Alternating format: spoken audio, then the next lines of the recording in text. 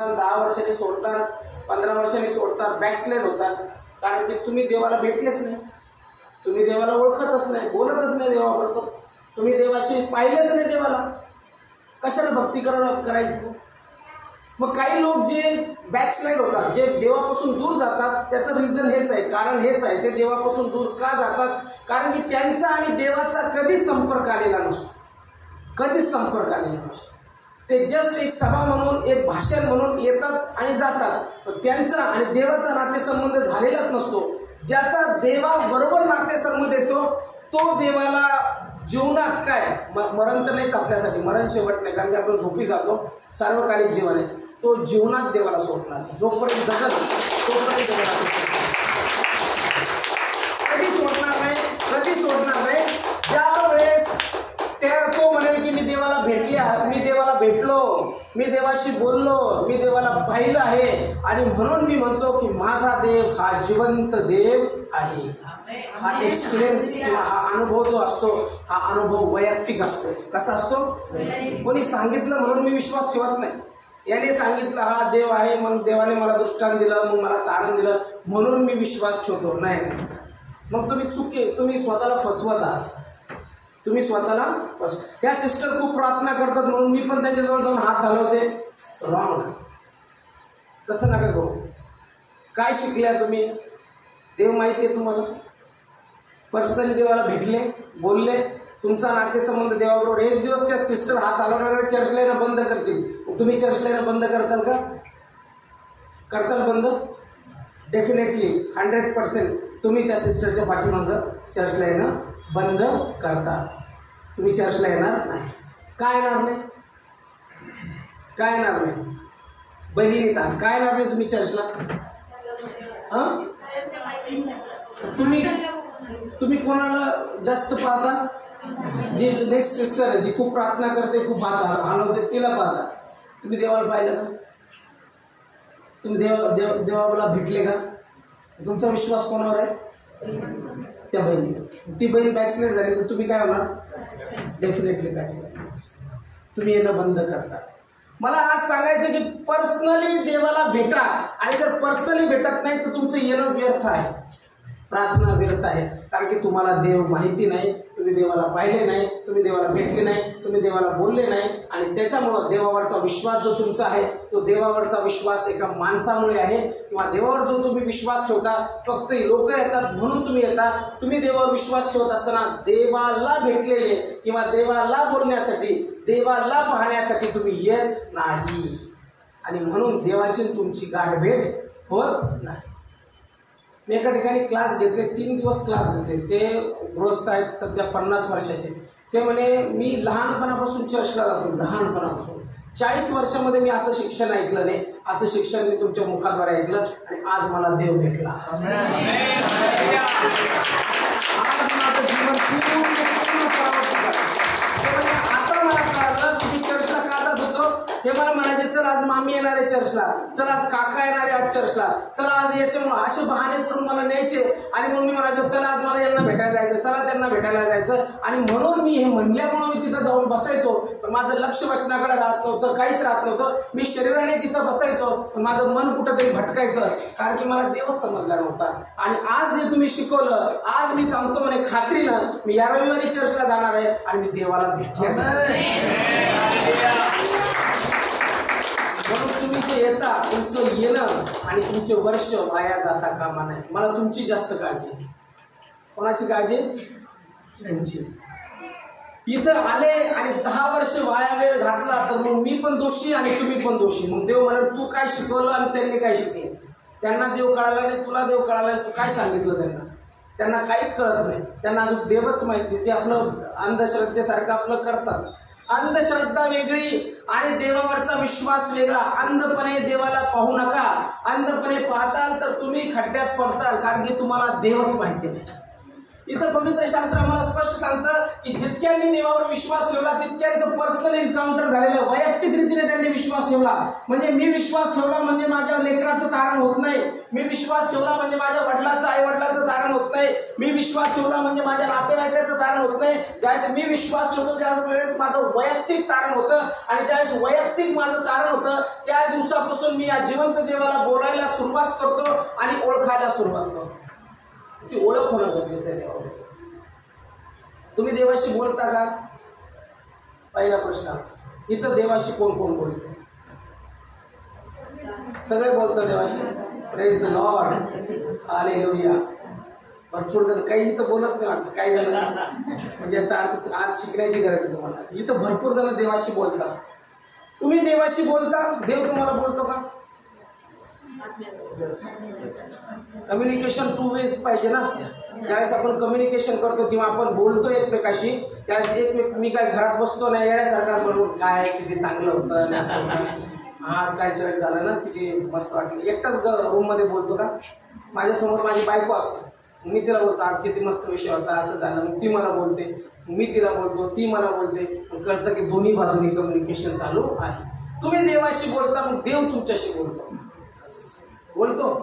किती जणांना बोलतो देव?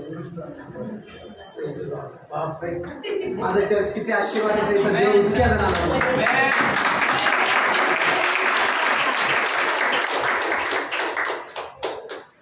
विचार आणि भावना वेगळ्या.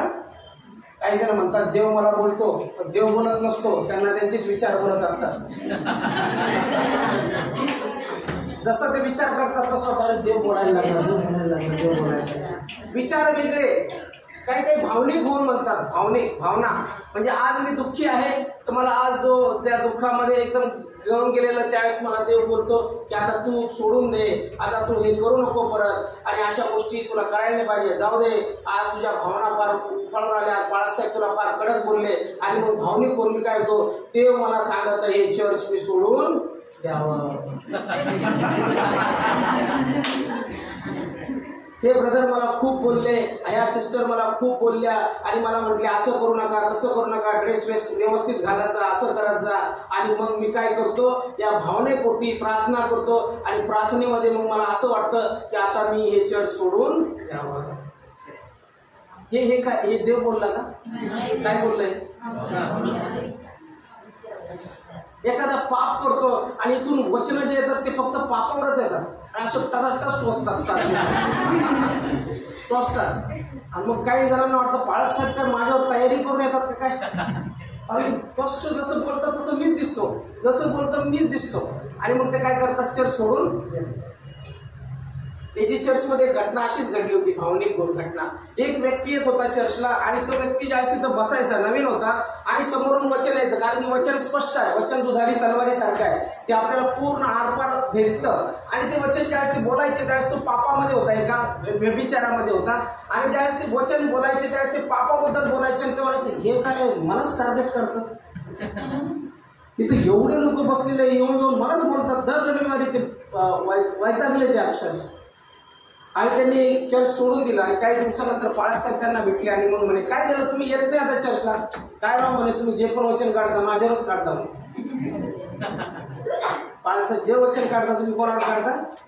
ते म्हणे मी कोणावर वचन काढत नाही, जसं देवाची प्रेरणा दिली ते मी बोलतो. तुम्ही जर काही चूक करत असाल तर ती तुम्हाला टोचते. म्हणून हा बरोबर आहे, मी ह्या पापामध्ये होतो आणि ते मला टोचत होतं, आणि मला तिथं बसणं असह्य होतं. तुम्हाला वाटत होतं इथून पळून जावं, कारण की त्याला ते पाप सोडायचं नव्हतं. पण त्यांनी पश्चाताप केला असता आणि पाप सोडलं असतं तर मी सांगतो ते देवाच्या राज्यामध्ये वाढले. काही जण म्हणतात देव बोलतात, देव बोलत नाही, त्यांच्या भावना बोलतात. जर मी भावनिक आहे आणि ज्या दिवशी मला फार दुःख झालेलं आहे त्यावेळेस मी त्या दुःखातून प्रार्थना करतो, आणि प्रार्थना केल्यानंतर माझेच विचार माझ्यावर हावी होतात, आणि मग मला वाटतं की आता मला देव बोलला, मला असा निर्णय घ्यायचा आहे.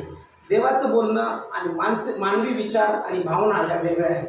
भावनिक होऊन बोलणं किंवा भावनिक होऊन अटॅचमेंट ठेवणं फार वेगळं आहे. भावनेमध्ये फार ह्या ज्या भावना असतात त्या भावना आपल्याला फार कचवतात, कारण माणूस भावनिक बनलेला आहे, वैचारिक बनलेला आहे, त्याला विचार असतात. जर काही मन दुखवलं गेलं तर त्याला तसंच वाटायला लागतं आणि त्याचे निर्णय तो घेतो आणि मग विचार करतो आणि मग काय म्हणतो की मला आज देवाने हे सांगितलेलं आहे, देव त्याला बोललेला. देवाशी बोलणं जे आहे किंवा देवाबरोबर तुम्ही ज्यावेळेस संबंध ठेवता त्यावेळेस तुमचं पर्सनल रिलेशनशिप देवाबरोबर असली पाहिजे. जर वैयक्तिक नातेसंबंध तुमचा देवाबरोबर नाही तर तुमचे चान्सेस आहेत तुम्ही देवावरचा विश्वास सोडून देण्याचा, तुमचे चान्सेस आहेत बॅकस्लाइड होण्याचा, तुमचे चान्सेस आहेत पुन्हा दारू पिण्याचा, तुमचे चान्सेस आहेत पुन्हा गुटखा तंबाखू खाण्याचा, बहिणीचे चान्सेस आहेत पुन्हा बॅकस्लाइड होण्याचं आणि जे पूर्वी करत होते तेच पूर्वी करण्याचं. कारण की आजही तुम्ही देवाला भेटलेले नाही आणि देवावरचा विश्वास तुमचा जो आहे तो भावनिक आणि वैचारिक आहे. तुम्ही देवावर आत्म्याने विश्वास ठेवलाच नाही. हालेलुया. विश्वास असा असतो तुम्हाला सांगतो, किंवा देवाचं बोलणं किंवा देवावर जो विश्वास आहे आपण म्हणतो ना तो विश्वास पुन्हा सांगतो वैचारिक आणि भावनिक नसतो. कोणीतरी म्हणतं म्हणून मी विश्वास ठेवला, कोणीतरी सांगतं म्हणून भावनेच्या भरात मी चर्चला आलो, कोणीतरी सांगतं मला असं करा म्हणून मी विचार करतो, कोणीतरी मला तसं सांगतं म्हणून मी येतो. तसं नसतं. हे जे असतं हे वैयक्तिक असतं. माझा निर्णय पर्सनल, मला जिवंत देवाची भक्ती करायची आहे. कोणाचा निर्णय? माझा. त्याच्यात माझ्या आईचा संबंध येत नाही, माझ्या भावाचा येत नाही, माझ्या बायकोचा येत नाही, माझ्या मुलांचा येत नाही. हा वैयक्तिक नातेसंबंध आहे आणि जो कोणी वैयक्तिक नातेसंबंधामध्ये देवाबरोबर वाढतो तो खरा विश्वासणार, तो खरा विश्वासणार. अन्यथा विश्वास त्याचा देवावरती मुळीच तो चालतो फक्त विचाराने आणि भावनेने. हे सगळ्या गोष्टी सध्या घडत आहेत आणि या गोष्टीमुळे काय होतं, तो कधीच देवाबरोबर संबंधित येत नाही आणि मग हा वैचारिक आणि भावनिक व्यक्ती आपल्या जीवनामध्ये चुकीचे निर्णय घेतो आणि चुकीच्या निर्णयाने त्याचं जीवन वरती जायचं खाली जातं आणि खाली खाली जाऊन एक दिवस असा येतो की तो म्हणतो चर्च काही खरं नाही, पाळत काही खरे नाही, सगळे खोटे, देव काही खरं नाही, आता मी घरीच बसतो. आणि तो काय करतो, घरी बसायला सुरुवात करतो. भरपूर केसेस मी बघितले, भरपूर लोक की ज्यांचा विश्वास माणसावर जास्त आहे, देवावरती नाही. ज्यांचा विश्वास कोणीतरी आणलं म्हणून त्याच्यावरती आहे, देवाला ते भेटलेच नाही. पास्टरांवरती जास्त विश्वास आहे, देवावरती कमी विश्वास आहे. जो समोर दिसतो त्याच्यावरती जास्त विश्वास आहे, जो दिसत नाही त्याच्यावरती विश्वास नाही. म्हणून मी तुम्हाला सांगतो कोणत्याही माणसावर आम्ही देवासारखा विश्वास ठेवू शकत. सगळे चुकीचे, सगळे चुकणारे आहेत. सर्वांनी पाप केलं. रोम 3:23 काय सांगतं? असं नाही म्हणलं रोम 3:23 पाळकांनी किंवा याचकांनी यांना सोडून, सरळ म्हटलेलं आहे सर्वांनी पाप केलं आणि सर्व देवाच्या गौरवाला आणतात. या पृथ्वीवर एकही असा नाही की जो म्हणेल की मी नीतिमान आहे. फक्त येशू ख्रिस्ताच्या रक्ताने आम्ही नीतिमान ठरतो. हालेलुया. म्हणून मला तुम्हाला सांगायचं, जर तुम्ही देवाशी म्हणता की देवावर मी विश्वास ठेवतो, मला देवावरती पूर्ण विश्वास आहे आणि मी देवाशी बोलते किंवा बोलतो, तर मला तुम्हाला सांगायचं आहे की तो नातेसंबंध तुमचा वैयक्तिक आला पाहिजे. आणि ज्यावेळेस देव तुम्हाला भेटतो त्यावेळेस तो कसा भेटतो हे तुम्हाला समजलं पाहिजे. देवाशी तुम्ही बोलता त्यावेळेस देव तुम्हाला कसा बोलतो ते समजलं पाहिजे. आणि तुम्ही देवाला पाहिलं नाही पण पाहायचं कसं हे तुम्हाला समजलं पाहिजे. जर या 3 गोष्टी समजल्या तर मला वाटत नाही की तुम्ही कधीच कुठेही जाताल पण देवाला सोडून कधीच जाणार नाही. मरताल पण म्हणताल की मी येशूला कधीच सोडणार नाही, कारण की मी पर्सनली देवाला ओळखतो. हालेलुया. हालेलुया. म्हणून देवाची ओळख होणं गरजेचं आहे, देवाला भेटणं गरजेचं आहे, देवाशी बोलणं गरजेचं आहे. जे बोलत नाही ते देवाबद्दलच्या नातेसंबंधात नाही. म्हणून मी म्हटलं की ख्रिस्ती नसतात. त्यांना फक्त लेबल आहे नावाचं, त्यांना वचन माहिती नसतं, देव कसा बोलतो ते माहिती नसतं, अभिषेक नसतो. ख्रिस्त नावाचा अर्थच अभिषेक आहे, जे अभिषिक्त आहे, ज्यांच्यावर देवाचा आत्मा ते ख्रिस्ती. मग आता जरी ते आले येशूमध्ये, आपण जात धर्म तर मानत नाही, सगळे मानव जात आहे, स्त्री आणि पुरुष मानव जात आहे. पण जो कोणी व्यक्ती देवावरती विश्वास ठेवतो आणि अभिषिक्त होतो आणि त्याच्या बरोबर चालतो तो खरा ख्रिस्ती. तुम्ही आमच्या घराच्या शेजारी ख्रिश्चन राहतात, काय करतात ते रोज पोटभर दारू पितात आणि लोळतात. ते ख्रिश्चन आहे का? ते तुमच्या दृष्टीनं ख्रिश्चन असतील, माझ्या दृष्टीने ते ख्रिस्ती नाही. आमचे सगळे नातेवाईक ना सगळे चर्चला जाणार आहे, सगळे ख्रिस्ती आहेत. आमचं चर्च चुन्याचं चर्च होतं, पण ते रोज हातावर चुना घेऊन तंबाखू मारतात. ते नाही ख्रिस्ती. ख्रिस्ती तो आहे की आत्ता 1 महिन्यापूर्वी जरी तो चर्चला आला पण त्याला देव समजला आणि त्याने देवावर विश्वास ठेवला आणि त्याच्यावरती अभिषेक आहे आणि तो देवाच्या आत्म्याने चालतो, त्याला म्हणतात अभिषिक्त म्हणजे ख्रिस्ती व्यक्ती, येशूवरती विश्वास ठेवणारा व्यक्ती. म्हणून येशू कोण धर्मसंस्थापक नाही, येशू कोणतं धर्मस्थापन करायला नाही, येशू देव आहे आणि सर्व मानव जातीचं तारण व्हावं ही त्याची इच्छा आहे. म्हणून डोक्यातून काढून टाका की हे ख्रिश्चन आहेत, ते ख्रिश्चन आहेत, ते कोणी ख्रिश्चन नाही. ख्रिश्चन किंवा ख्रिस्ती व्यक्ती तोच आहे जो येशू ख्रिस्तावर विश्वास ठेवतो आणि त्याला भेटतो, त्याला बोलतो आणि त्याला बघतो आणि त्याच्याबरोबर चालतो, तो खरा ख्रिस्ती व्यक्ती आहे. म्हणून ख्रिश्चन कोणाला पण म्हणत बसायचं नाही. उलट मी सांगतो, जर जुने ख्रिस्ती भेटले त्यांना तू खोटा ख्रिस्ती आहेस, मी खरा ख्रिस्ती. तर तुला वचनच माहिती नाही, तुला वचनच माहिती नाही. तुम्ही रविवारी जाता का चर्चला? ते म्हणतात नाही, जातच नाही जात. ते फक्त नाताळाला जातात. पुढं ख्रिसमसला. ते पण कशाला जातात?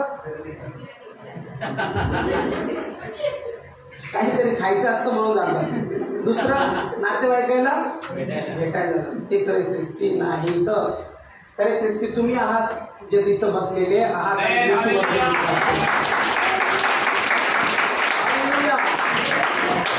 मग देवाला भेटायचं, देवाला बोलायचं, देवाला पाहायचं, देवाशी नातेसंबंध प्रस्थापित करायचं, पण त्याच्यामध्ये विचार आणि भावना बाजूला ठेवायच्या. जर तुम्हाला माझ्यावरती राग आला आणि त्याच्यातून तुम्ही म्हटले की देव मला बोलला, आता पास्टर असं आहे, मी सोडतो, तर ते तुमच्या भावना आणि विचार आहेत. जर तुम्ही खरंच देवाला ओळखता तर तुम्ही कोणाला सोडणार, धरणार नाही. तुम्ही एकच चालणार, विश्वासामध्ये चालणार. तुम्ही तर कोणासाठी येता? माझ्यासाठी येता का? नाही, येऊ पण नका. माझं आयुष्य काही काळाचं आहे, 70-80 वर्ष, त्याच्यानंतर संपणार, त्याच्यानंतरही येशूवर विश्वास ठेवणार आहे. हे 2000 काळापासून चाललेले आहेत येशूवरती विश्वास ठेवून. म्हणून माणसावरती आपला विश्वास आहे, देवावरती विश्वास आहे, प्रभूवरती विश्वास आहे. काल आम्ही प्रार्थना करून येत होतो, त्यावेळेस एक विचार आला की कोणाचंच नाव येशू नाही, कोणी लेकराचं नाव येशू ठेवत पण नाही. आश्चर्य ना? प्रत्येक देवाचं नाव लोक ठेवतात, पण येशूचं नाव लेकरांना देत नाही. आम्ही विचार केला असं का बरं? कारण की ते नाव इतकं पवित्र आहे. इव्हन म्हटलं जे नामधारी आहेत त्यांना पण कळतं की येशूचं नाव आपण याला देऊ शकत नाही. येशू एकच होऊन गेलेला आहे आणि तो पूर्णतः पवित्र आहे, ज्याने आमच्यासाठी वधस्तंभ प्राण दिला. म्हणून बायबलमध्ये सगळे नावं ठेवताना तुम्ही बघतात, योहान नाव ठेवतात लोक, मत्ताई नाव ठेवतात, मार्क नाव ठेवतात, पण येशू नाव ठेवत नाही. कोणाचं ऐकलं येशू नाव? हे आमचं पोरगं येशू आहे. येशू नावच ठेवत नाही, कारण येशू नाव तितकं पवित्र आहे, येशू नाव तितकं सामर्थ्यशाली आहे, त्याच्यासारखं जीवन जगतात. आता देवाला बोलण्यासाठी काय करावं लागेल किंवा देव कसा बोलतो हे तुमच्याद्वारे आलेले उत्तर आहे आणि हे सगळे उत्तर एकदम बरोबर आहे. आता तुम्ही म्हणता मला देवाशी बोलायचं आहे, तर देवाशी तुम्ही शरीराने बोलू शकत नाही. देवाशी बोलण्यासाठी तुम्हाला आत्म्याने बोलावं लागतं. म्हणून योहान 4:24 मध्ये सांगितलेलं आहे की देव आत्मा आहे आणि त्याची उपासना आत्म्याने आणि खरेपणाने करावी. म्हणून जो कोणी शरीराने देवाचा शोध घेतो, शरीराने तो देवाला प्राप्त करू शकत नाही. का शरीराने प्राप्त करू शकत नाही? कारण की देव आत्मा आहे. देवाला आकार नाही. तर इथं कुठं मूर्ती दिसते तुम्हाला येशूची? असा येशू आहे. येशू शरीरामध्ये होता, पण देवाची मूर्ती आहे का? हा देव आहे, असा देव आहे. ज्याने सूर्य निर्माण केला, ज्याने चंद्र निर्माण केला, ज्याने अंतराळ निर्माण केलं, तो देव ज्याला आकार नाही, तो निराकार आहे, तो आत्मा आहे. म्हणून पवित्र शास्त्र काय सांगतं की देव आत्मा आहे. आणि देव जर आत्मा आहे तर तो डोळ्यांनी दिसत नाही, डोळ्याने दिसत नाही. जे डोळ्याने दिसतात ते देव नाही, कारण की ते माणसाने बनवलेले असतात. पण जो देव आहे तो देव डोळ्याने दिसत. इतका महान देव ज्याने आकाश पृथ्वी अंतराळ निर्माण केलं, ज्याने मनुष्याला निर्माण केलं, तो सहज डोळ्याने कसा दिसेल? म्हणून पवित्र शास्त्र स्पष्ट सांगतं की तो आत्मा आहे. आणि जर देव आत्मा आहे तर आत्म्याचं सामर्थ्य, जसं आता इथं हवा लागत नाही मला, पण मला ती दिसत नाही, तसं ते आत्म्याचं सामर्थ्य आहे. इथं येशू उपस्थित आहे पण आत्म्याने, आणि आत्म्याने देव इथं उपस्थित आहे. म्हणून आत्मा जो देव आहे, या देवाला भेटण्यासाठी एक शरीर देवाला भेटत नाही. मी कन्व्हर्शन ज्यावेळेस करतो एखाद्या रूम मध्ये माझ्या पत्नी बरोबर, त्यावेळेस मला माझी पत्नी दिसते आणि ती मला बोलते, मी तिला बोलतो. पण ज्यावेळेस मी देवाशी बोलतो त्यावेळेस माझ्या शरीराचा उपयोग होत नाही. मी आत्म्याने देवाशी बोलतो आणि देव आत्म्यात मला बोलतो. Hallelujah, hallelujah. म्हणून मी तुम्हाला विचारलं की तुम्ही देवाशी कसं बोलता, देवाशी बोलण्यासाठी अट आहे, ती म्हणजे आत्मा. आणि तुम्हाला देखील देवाने जीव, शरीर आणि आत्मा बनवलेलं आहे. प्राण्यांना फक्त जीव आहे आणि शरीर आहे, त्यांना आत्मा दिलेला नाही. पण मनुष्याला देवाने जीव, शरीर आणि आत्मा दिलेला आहे. म्हणजे माझ्या आतमध्ये जो वस्ती करतो तो खरा मनुष्य आहे. ज्यावेळेस मी मृत्यू पावतो त्यावेळेस माझा जीव आणि शरीर इथंच पडतं, परंतु त्याच्यातून जो बाहेर निघतो तो आत्मा जो आहे तो खरा इनर मॅन आहे, जो स्थापनेच्या पूर्वी, जगाच्या स्थापनेच्या पूर्वी निवडून घेतलेला आहे. म्हणून जे तुम्ही आरशात दिसता ते तुम्ही नाही, जे आतमध्ये आहात ते तुम्ही आहात. हालेलुया.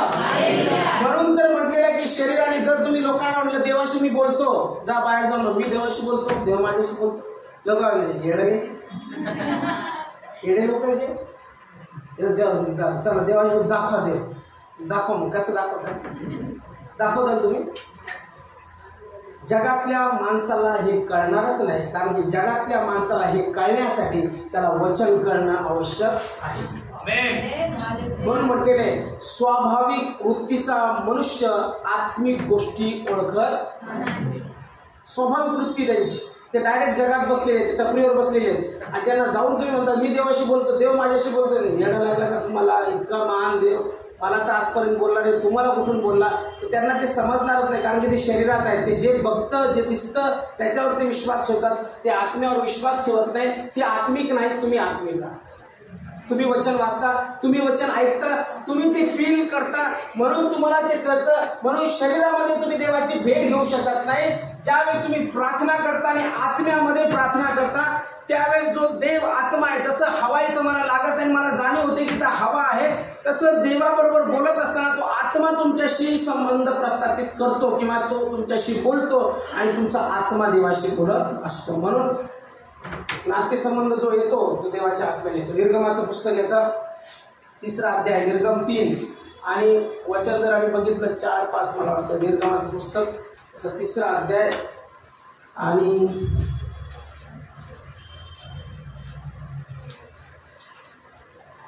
3रा अध्याय आणि 1 वचनापासून वाचतो आपण. 1 वचनापासून मोशे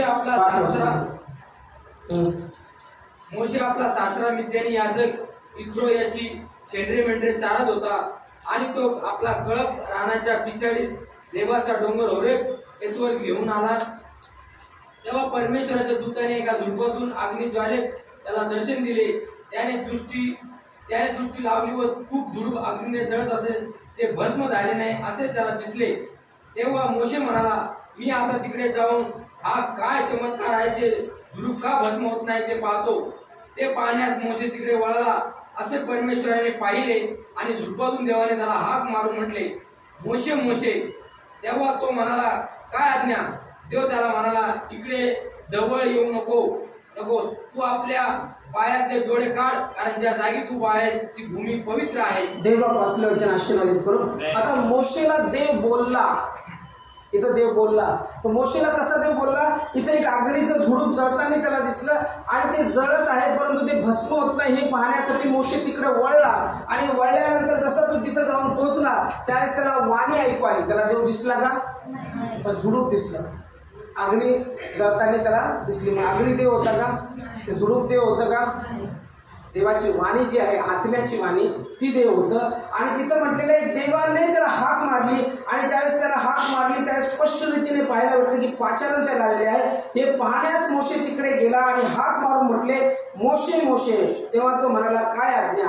आणि तिथून पुढे आम्हाला पाहायला भेटतं की मोशेचा आणि देवाचा नातेसंबंध प्रस्थापित झाला. देवाने त्याला समजून सांगितलं, जो अब्रामाचा देव, इसाकाचा देव, जो याकोबाचा देव, तो मी देव आहे आणि तोच मी देव आहे की जे वंशज माझ्या इकडे अडकलेले आहेत मिस्र देशामध्ये, त्यांना मला आणायचं आहे. कारण की ती पिढी माझ्यापासून आहे, अब्रामापासून आहे, इसाकापासून आहे, याकोबापासून आहे आणि तुला त्यांना जाऊन सोडून आणायचं आहे. देव बोलला आणि त्याच्यानंतर असं म्हटलेलं की मोशे बरोबर जुन्या कराराच्या काळामध्ये सगळ्यात जास्त जर देव बोलला असेल कोणाबरोबर तर तो मोशे बरोबर बोलला असेल. पवित्र शास्त्र सांगतं मोशे असा होता की मोशे जसं देवाचा मित्र आहे असं तो बोलायचा आणि देव त्याच्याबरोबर बोलायचा. प्रत्येक गोष्टी जे आहे, मार्गदर्शन जे आहे, ते सर्व मार्गदर्शन जुन्या कराराच्या काळामध्ये मोशेला जे प्राप्त झालं ते परमेश्वरापासून प्राप्त झालं. जो निवास मंडप तिथं उभारण्यात आला, त्या निवास मंडपाची प्रत्येक गोष्ट जी आहे ती देवापासून तिथं प्राप्त झाली. आणि मग निवास मंडप तिथं उभारण्यात आला आणि मग परमपवित्र स्थानामध्ये देवाचं सानिध्य यायचं. पण ते सानिध्य शरीराने येत नव्हतं, ते सानिध्य आत्म्याने येत होतं. आणि जो देवाचा आत्मा आहे तो आत्म्याने मोशे बरोबर बोलायचा. म्हणून देव तिथं असं कधी चित्र दिसलं नाही की असा देव आहे. मग मोशे 40 दिवस देवाबरोबर बोलण्यासाठी होरेब डोंगरावरती गेला आणि इकडे खाली लोक म्हटले की आम्हाला माहिती नाही तो देव कोण आहे, आम्ही त्या देवाला कधीच पाहिलं नाही, कारण की देव आत्मा आहे. तर मग अहरोन याजकाला काय म्हणतात, तू आम्हाला आमच्या समोर चालतील बोलतील असे देव निर्माण कर की जेणे आम्ही पाहू आणि म्हणू की हे आमचे देव आहेत. अहरोन घाबरला, कारण की ते लोक म्हटले आता आम्हाला देव दाखव, देव आम्हाला पाहायचा आहे. म्हणून अहरोनाने काय केलं, तुमच्या सोन्याचे कुंडल द्या, कवच द्या, काय असतील ते द्या. ते सगळं घेतलं त्याने आणि सगळं घेऊन ते काय केलं त्याने, त्याचं काय केलं ते ओतलं आणि त्याला हे करून एक वासरू तयार केले, एक वासरू, गायचं वासरू, आणि म्हटलं हे तुमचे देव आहे. कशाला म्हटलं, गायचं घाबरून त्याने वासरू तयार केलं, म्हटलं हा हे देव आहे. तसं आपल्या इकडं प्रकार आहे, कशाला पण आपण देव, झाड देव, दगड देव, नदी देव, सूर्य देव, चंद्र देव, सगळंच देव. ज्याने निर्माण केलं तो देव. अमिताभ बच्चन देव आहे, मंदिर वाचा तुम्ही. सचिन तेंडुलकर देव, कशाचा देव, क्रिकेटचा. काय धारणा आहे आपली ना. आणि जो ज्याने सगळं निर्माण केलं त्याला किती राग येत असेल. कोणाला देव, तुम्ही देव, मी देव, देव देव असा देव नसतो. देव पवित्र आहे, देव सामर्थ्यशाली आहे, देव आकाश आणि पृथ्वीचा निर्माण करतात. असं कसं देव, कशालाही देव मानत बसायचं नाही.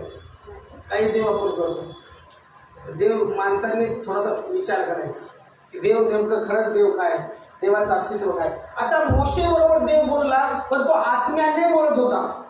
ज्यावेळेस तो देवाशी बोलायचा त्यावेळेस तो आत्म्याने त्याला दर्शन द्यायचा. म्हणून काही सेवक लोक, तुम्हाला ऐकलं असेल तुम्ही, वचन सांगताना म्हणतात की काल रात्री मी प्रार्थना करत होतो आणि देव माझ्याशी बोलला आणि देवाने मला हे सांगितलं आणि देवाने मला असं सांगितलं. मग मी आज सभेमध्ये असं तुम्हाला सांगतो, देव कसं बोलला, त्यांनी प्रत्यक्षात भेट दिली का, कसं बोलला, नाही बोलला. त्यांना आत्म्यामध्ये जाणीव झाली की देव मला हे सांगत आहे आणि ते मला लिहून काढलं पाहिजे, ते मला बोललं पाहिजे. आणि मग त्यावेळेस ते दृष्टांत होतात. प्रॉफेसी कसे येतात मी तुम्हाला सांगतो. आता जसं मी शनिवारी पूर्ण दिवस प्रार्थना करतो डोंगरावरती, सकाळपासून संध्याकाळपर्यंत. मग प्रार्थना करत असताना काय होतं, देव पिक्चर व्हिज्युअलाइज करतो. देव असं दाखवतो की अशी अशी समस्या आहे आणि तू बोल, मी ती निवारण करते.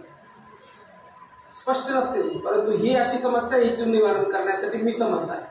ही गोष्ट आहे, ही अशी सॉल्व्ह होणार आहे, हे असे करत आहेत, ते तसं करत आहे. आणि मग त्यावेळेस आपल्याला काय पूर्ण पिक्चर पण क्लिअर नाही होत, पण ते विचार देव बाप मनात टाकतो आणि मग देव काय म्हणतो, तू बोल. मग आपण विश्वासाने ते प्रॉफेसी बोलतो आणि मग आपण म्हणतो की देवाने मला हे सांगितलं होतं असं बोलण्यासाठी, म्हणून मी देवाच्या आत्म्याने प्रेरित होणे बोललो आहे.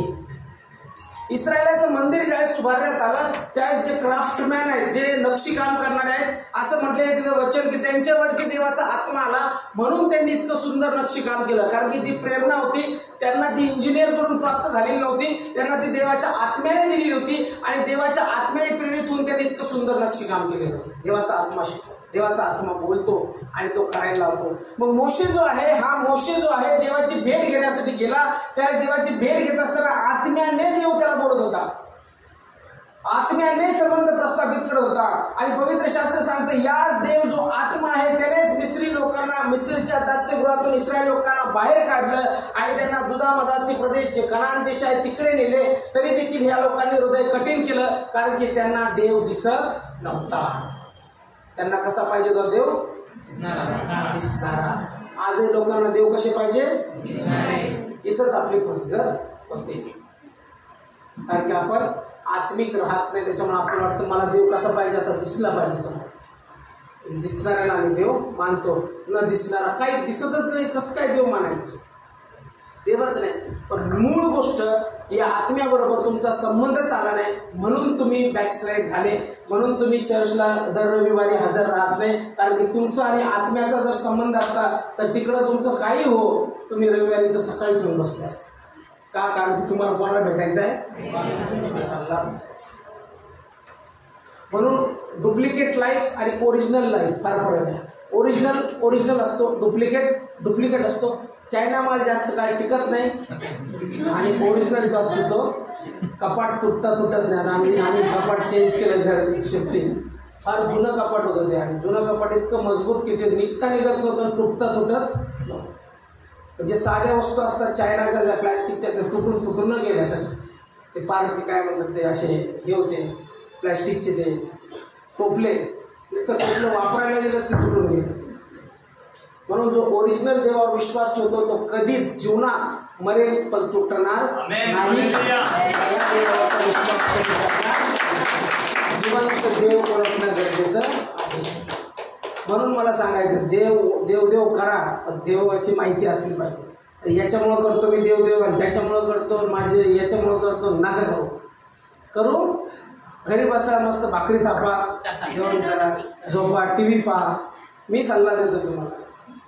बघा, पाळा काय सल्ला कधी देत नाही. येऊ नका, घरी बसा, भाकरी खा, TV पहा, पिक्चर चांगले लागतात, तिथं जा, एन्जॉय करा लाईफ. उगाच तुमचा वेळ इथं घालू नका. जर इथं आले तर देवाच्या आत्म्याच्या कनेक्शनमध्ये या. कसं दोष मला लागेल वरती, काय शिकवलं यांना माहितीच नाही माझ्याशी कशी बोलायचं. हे फक्त येतात आणि तुलाच बघतात, हे येतात आणि फक्त प्रार्थनाच करतात. यांना काहीच नाही माहिती, माझ्याबरोबर बोलतच नाही.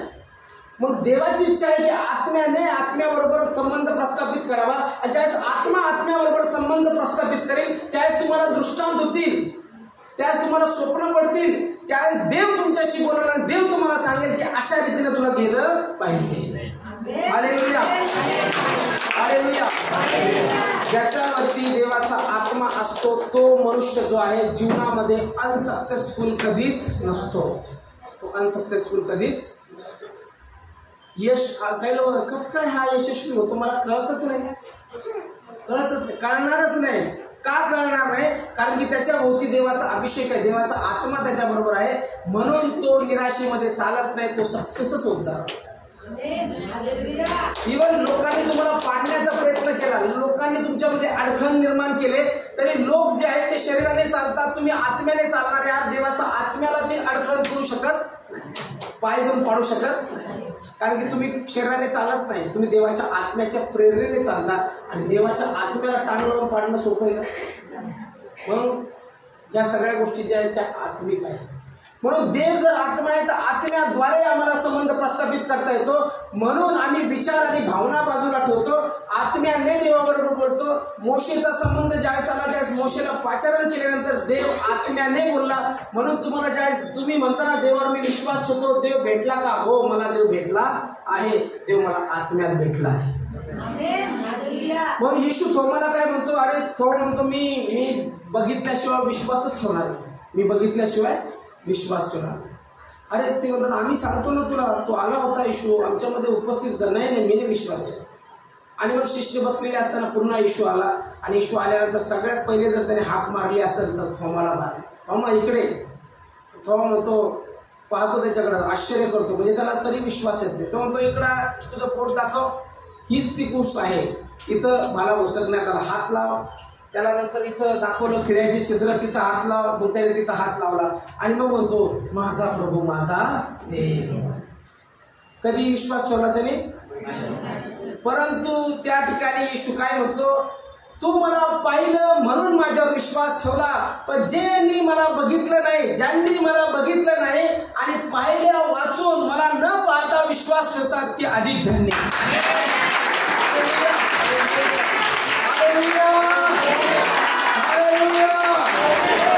म्हणून आम्ही येशूला डोळ्यांनी पाहिलं नाही पण आत्म्याने त्याला बघितलेलं आहे.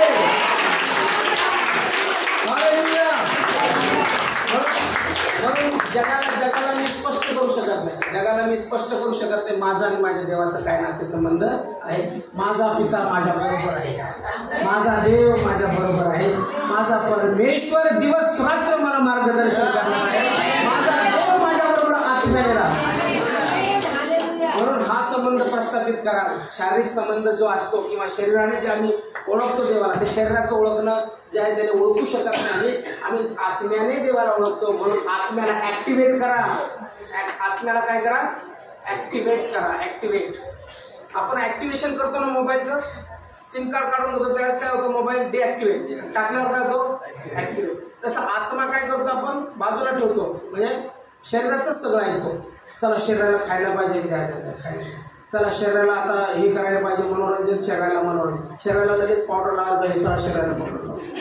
केस करायला पाहिजे, केस करा, एकदम सुंदर हॅडसम. शरीराला असं, शरीराला तसं नाही. आता लगेच भूक लागली, लगेच खा. आज नाही, शरीर मागतंय आज चिकन, चला चिकन घ्या. आपण शरीराची जशी काळजी घेतो तशी आत्म्याची काळजी घेतो. शरीरामध्ये आत्मा देखील वस्ती करतो आणि जो आत्मा आहे तो आत्मा जो बनलेला आहे आत्म्याने आणि खरेपणाने उपासना. मग त्या आत्म्याचं खाद्य काय आहे? तर देवाचं वचन आहे, देवाची प्रार्थना, देवाची आराधना. तुम्ही गुडघ्यावर बसता त्यावेळेस त्याच्यामध्ये घडून जा आणि म्हणा की आत्म्याने आता मला पेट घ्यायला सुरुवात करायची, प्रभू मला तू बोलायला सुरुवात करायची. बरेचसे देवाचे सेवक लोक सांगतात की मी स्वर्गात गेलो आणि स्वर्गात मी बघितलं की सर्व काही सुंदर आहे, 12 जातीचे तिथं फळं झाडं आहेत आणि सगळं काही देवाचं सिंहासन तिथं मी बघितलं. मग हे सेवक लोक काय असे उचलून गेले का शरीराने?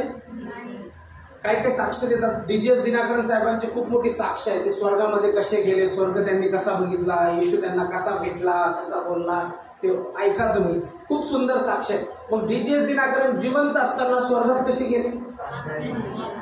आत्म्याने गेले. ते त्यांच्या रूममध्येच होते, प्रार्थना करत होते. पण त्यांच्या प्रार्थना करत असताना आत्म्याने त्यांना काय केलं? त्या स्वर्गामध्ये. कोण म्हणतो मी 7व्या स्वर्गापर्यंत जाऊन आलो? कसा गेला? आत्म्याने गेला. म्हणून देवाची नातेसंबंध प्रस्थापित करण्यासाठी शरीर आडवं येतं. कारण शरीरात जे काही वसतं ते पाप वस्ती करतं, शरीरात वासना वस्ती करतात, शरीरामध्ये जे वसतं ते वाईट आहे. म्हणून शरीर नेहमी आम्ही कुदलतो. बघा तुमचं शरीर पण जे नाही पाहिजे तेच मागतं, जे नाही पाहिजे तेच मागतं. आत्माच्या गोष्टी मागत नाही, जे नाही पाहिजे ते मागतं. आणि आत्मा जे पाहिजे शरीराला ते मागत नाही. आत्मा तर देवाची पवित्रता मागतो. म्हणून आत्मा पवित्र आहे, देव शरीर अपवित्रतेकडे जास्त धाव घेतात. म्हणून देवाशी नातेसंबंध प्रस्थापित करण्यासाठी मोशेने आत्म्याने संबंध प्रस्थापित केला. ज्यावेळेस तो डोंगरावरती गेला त्यावेळेस देव दिसत नव्हता, देव त्याच्याशी बोलायचं. पण इस्रायल लोकांना देव दिसणारा पाहिजे होता, म्हणून त्यांनी काय करायला लावलं? त्याला मूर्ती करायला लावली. आणि मग त्याने सोन्यापासून एक वासरू तयार केलं आणि म्हटलं हे माझा देव, आता हे तुमचे देव. पाया पडायच्या, वासरू देव झालं, देव वासरू, देव आत्मा. पण लोकांनी देव तसे बनवले. इव्हन पवित्र शास्त्रामध्ये ज्या वेळेस इस्रायल लोक भटकले त्यावेळेस त्यांना दिसणारे देव पाहिजे होते, म्हणून त्यांच्यासमोर दिसणारे देव निर्माण केले. तर देव तर मुळात आत्मा आहे की ज्याने सर्व सृष्टीची निर्मिती केलेली आहे. आणि तोच देव जो आहे तो आम्हाला वचनाद्वारे बोलतो. मग कसा बोलतो? आता मी वचन शिकवलं, वचन ऐकत असताना विश्वास जो आहे वचनच ऐकण्याने प्राप्त होतो. जसं जसं जितकं तुम्ही वचन ऐकता, जितकं तुम्ही पवित्र शास्त्र वाचायला सुरुवात करता, ते वाचत असताना परमेश्वर तुमच्याशी बोलायला सुरुवात करतो. कारण हे जिवंत पुस्तक आहे, हे देवाचा शब्द आहे, देवाची वाणी आहे. म्हणून वचनाद्वारे जे बोलतो आणि ज्यावेळेस वचनाद्वारे बोलतो त्यावेळेस तो आम्हाला मार्गदर्शन करतो. एक वचन असं असेल की ते वचन तुम्हाला भेदून जाईल आणि ते वचन तुमच्या जीवनाचं ट्रान्सफॉर्मेशन करेल, पूर्ण तुमच्या जीवनात बदल आहे. आणि मग तुम्ही म्हणताल आज रात्री देव मला बोलला. तुम्ही म्हणाल कशाद्वारे बोलला? वचनाद्वारे देव मला बोलला. वचन बरोबर उत्तर दिलं. वचनाद्वारे देव बोलतो. ज्यावेळेस तुम्हाला वचनच माहिती नाही, तुम्हाला देवाचं ज्ञानच नाही, तर वचन जर माहिती नाही तर तुम्हाला देव बोलणार नाही. कारण की तुम्हाला देवाला ओळखलंच नाही, तुम्ही देवाबद्दल वाचनच केलं नाही, पवित्र शास्त्रात काय लिहिलेलं आहे हे तुम्हाला माहितीच नाही, देवाने कोणतं अभिवचन दिलेलं आहे हे माहितीच नाही, अभिवचनामध्ये किती सामर्थ्य आहे हे तुम्हाला माहितीच नाही. म्हणून तुम्ही याचं वाचन करत असताना ज्यावेळेस वाचता त्यावेळेस ते वाचन नसतं, तर देव तुमच्या आत्म्याची भेट घेत असतो आणि देव तुमच्याशी कम्युनिकेशन करत असतो. या शास्त्राद्वारे देव तुमच्याशी बोलत असतो. म्हणून पवित्र शास्त्र वाचन फार गरजेचं आहे. ज्यावेळेस तुम्ही वाचन करता, उत्पत्तीपासून प्रगटीकरणापर्यंत परमेश्वराने त्याचे शब्द या ठिकाणी सांगितलेले आहेत. शब्द म्हणजे तोंडातले शब्द जे आपण म्हणतो ते शब्द या ठिकाणी आहेत आणि ते शब्द आमच्याशी कम्युनिकेशन करतात, देवाणघेवाण करतात, विचार सांगतात आम्हाला. आणि ज्यावेळेस तुम्ही एखादा अध्याय वाचता, तो अध्याय तुम्ही 3-4 वेळेस जरी वाचला तर 4 प्रकारे तुम्हाला बोलतो. एकच प्रकारे बोलत. 4ही वेळेस वाचलं त्यावेळेस वाटतं हे नवीन आहे, काहीतरी प्रगटीकरण भेटतं, काहीतरी नवीन तुम्हाला प्राप्त होतं. देव वचनाद्वारे बोलायला उपासनेद्वारे म्हटलेलं आहे. खूप चांगलं उत्तर दिलं. ज्यावेळेस आम्ही देवाची उपासना करतो इथं गाणे चालू असतात, ऑर्केस्ट्रा नाही, हा ऑर्केस्ट्रा वेगळा आणि देवाची उपासना वेगळी. ऑर्केस्ट्रामध्ये मनोरंजन होतं, देवाच्या उपासनेमध्ये आम्ही देवाला भेटतो. ऑर्केस्ट्रामध्ये काय होतं? मनोरंजन. आता इथं भारी गिटारिस्ट आणू शकतो आपण, भारी एकदम. चल ना दादा वाजवायला, मी तुला 100 रुपये देतो, 500 रुपये देतो, वाजव. चल इथं येऊ कर, ड्रम आणू, हे वाजवा, मस्त एकदम ऑर्केस्ट्रा तो. पण तिथं देव मी खुश नाही. तर तुम्ही काय लावलाय? ऑर्केस्ट्रा. ऑर्केस्ट्रा मनाचं मनोरंजन करतं, आत्म्याचं तारण उपासना करतं. मग ती तुटकी असो, फुटकी असो, भसाड आवाज असो, वाजवता न येणं असो, काय वाजलं नाही तरी चालेल, काय गायलं नाही तरी चालेल, जसा आवाज आहे तसा आवाज तो आत्म्यातून निघला पाहिजे.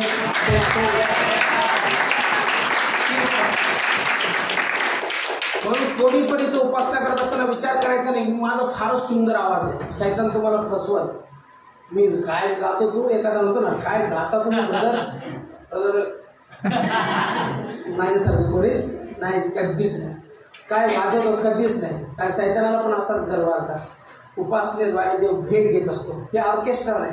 म्हणून इथं ज्यावेळेस तुम्ही येतात त्यावेळेस जे गातात त्यांच्याकडे ऑर्केस्ट्रा सारखं बघू नका, ते ऑर्केस्ट्रा करत नाही, ते तुम्हाला देवाच्या सानिध्यात घेऊन जातात. ज्यावेळेस ते गीत गातात त्यावेळेस देवाचं सानिध्य इथं उतरतं आणि तुम्ही प्रार्थना करता त्यावेळेस तुम्ही अधिक आत्म्याने त्याची भेट घ्यायला सानिध्यामध्ये जाता. आणि जसे जसे गीत होतात त्यावेळेस तुमचा आणि देवाचा नातेसंबंध प्रस्थापित होतो. म्हणून उपासनेद्वारे देवाचं वचन किंवा देव आम्हाला बोलत असतो.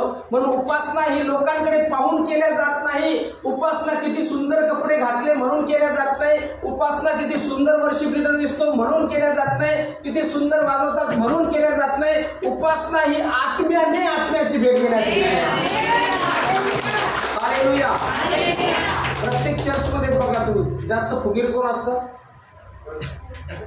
जास्त मटकणारा भाव खाणारं कोण असतं? Worship leader. कारण की लुसिफर कोण होता? तो पण वर्शिप लीडर. त्याच्या पंखात म्युझिक होतं, तो पकडतो कोणाला? वर्शिप लीडरलाच पकडतो. सगळ्यात बघा तुम्ही गर्व किंवा वर्शिपला येणार नाही, बळस खाडे मारतील. ते कसे करतात? ते शरीराने चालतात. कसं? ते असं दाखवतात की आमचं महत्त्व किती मोठं आहे. मी जर नाही आलो इथं गायला, आळक साहेब तर गेले, बघूच आता मी आज जातच नाही. उपासना कशीच होते. अरे तुम्ही कोणाशी टक्कर घेताय? तुम्ही देवाशी टक्कर घेताय. तुम्ही न गेल्याने ही उपासना बंद पडेल असं कोणी सांगितलं? आम्ही टाळ्या वाजवू, माईक नसलं तर तोंडाने बोलू, इथं वाद्य नसलं तर आम्हाला देवाने हात दिलेले आहेत, भसाड आवाजामध्ये आम्ही म्हणू येशू मसीह की जय.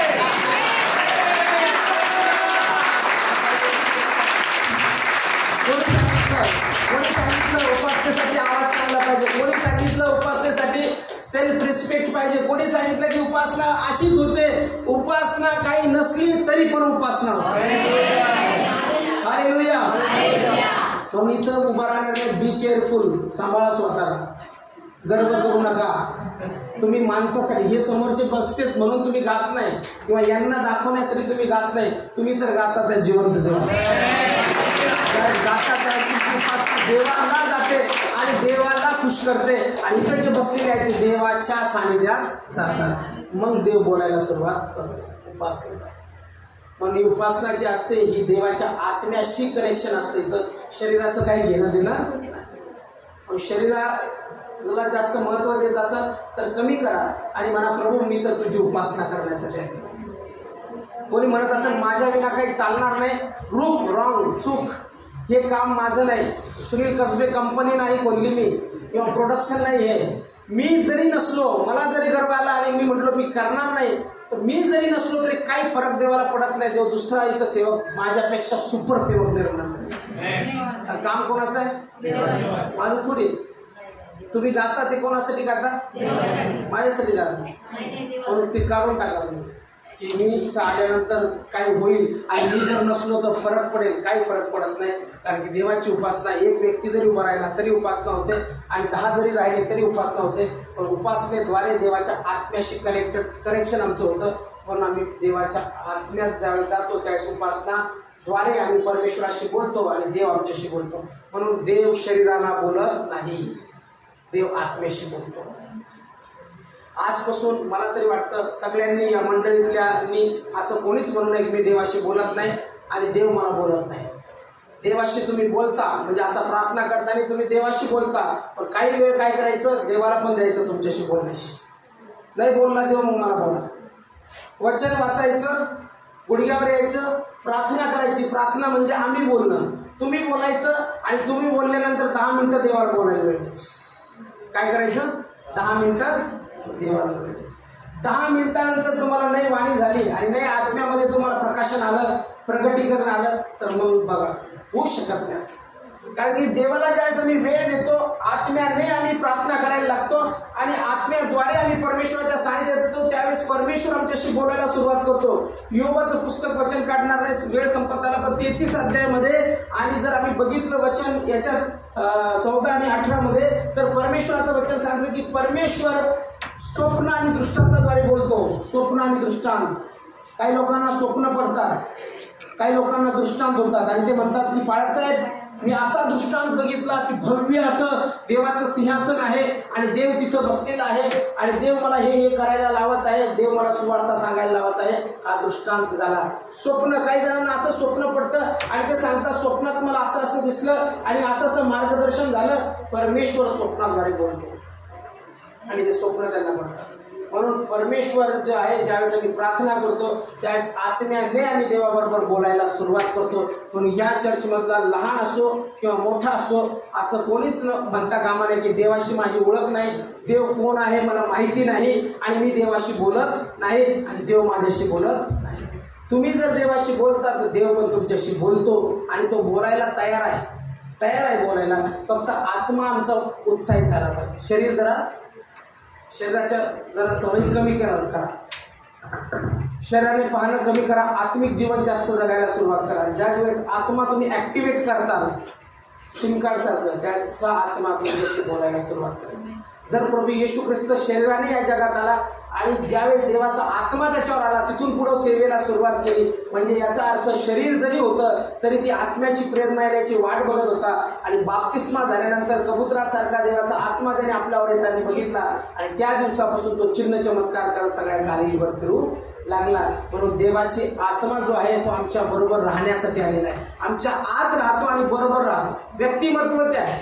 देवाचा आत्मा म्हणजे पिता, पुत्र, पवित्र आत्मा. जसं जुन्या कराराच्या काळामध्ये देवाचा आत्मा यायचा फक्त 3च लोकांवरती यायचा. एक प्रिस्ट म्हणजे देवाचे याजक, दुसरे किंग म्हणजे राजांना अभिषेक व्हायचा त्यावेळेस देवाचा आत्मा त्यांच्याबरोबर राहिला यायचा, आणि तिसरे प्रोफेट म्हणजे संदेष्टे, ते संदेष्टे होते त्यांच्यावर देवाचा आत्मा यायचा.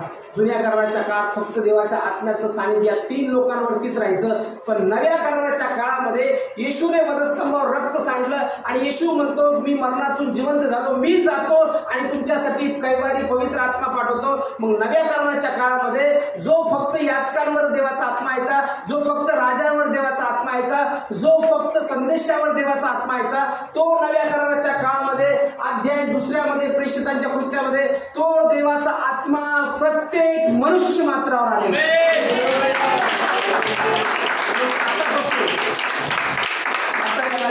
काळामध्ये देव फक्त याजक, संदेष्टे आणि राजा यांच्याबरोबर राहत नाही, तर देव जो कोणी विश्वास येतो त्याच्या बरोबर येतो आणि त्याच्याबरोबर राहायला सुरुवात करतो. म्हणून तुम्ही आता एकटे नाही, तुमच्याबरोबर देव आहे, देवाचा आत्मा आहे. म्हणून हे कम्युनिकेशन जे आहे, देवावर विश्वास जो आहे तो विश्वास फक्त असाच ठेवायचा नाही, तर देव जर आम्हाला भेटतो तर त्याच्याशी बोलायला पाहिजे आणि त्याला बघितलं तर त्याला दृष्टांतात आम्ही पाहिलं पाहिजे आणि मगच आम्ही म्हणू शकतो की माझा देव जिवंत आहे. सगळे बोलायला सुरुवात करतील देवाबरोबर आणि मला नंतर साक्ष द्या तुम्ही शिकवलं आणि मी देवाला बोललो आणि देव देखील मला बोलायला सुरुवात. फक्त मलाच देव बोलत नाही, तुम्हाला पण देव बोलतो. यावेळेस आपण सर्वजण उभे राहूया आणि आत्म्यामध्ये प्रार्थना करूया. थोड्या वेळेसाठी देवाचं सानिध्य कबूल करूया.